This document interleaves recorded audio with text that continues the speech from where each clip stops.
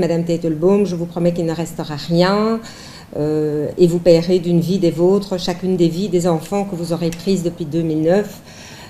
48 heures, Madame Teitelbaum a très bonne entendresse. C'est en 2018 que Viviane Teitelbaum trouve sur son mur Facebook des insultes à caractère antisémite et une menace de mort à peine voilée. C'est très choquant en réalité.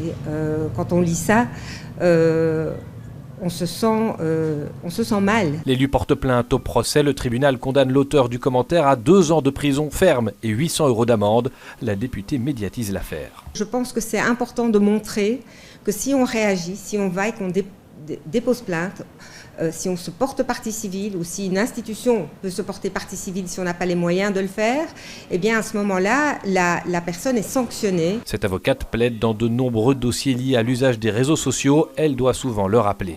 Donc, le Facebook est un lieu public, votre salon est un lieu privé.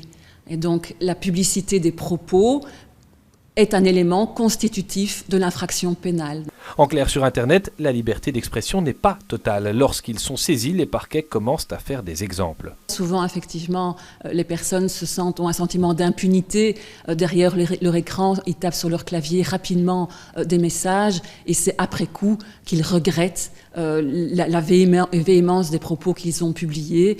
Et ces regrets font que bien souvent, le tribunal peut aussi ne pas condamner. Ce qui sera condamné, c'est un caractère répétitif, harcelant, d'insultes, de menaces, d'appels à la haine. Dans ces cas-là, le parquet est attentif à poursuivre. La loi sanctionne le harcèlement et les menaces. Le caractère raciste ou antisémite est aggravant. Si l'intention finale prime, chacun doit modérer lui-même son compte et les commentaires qui y sont publiés.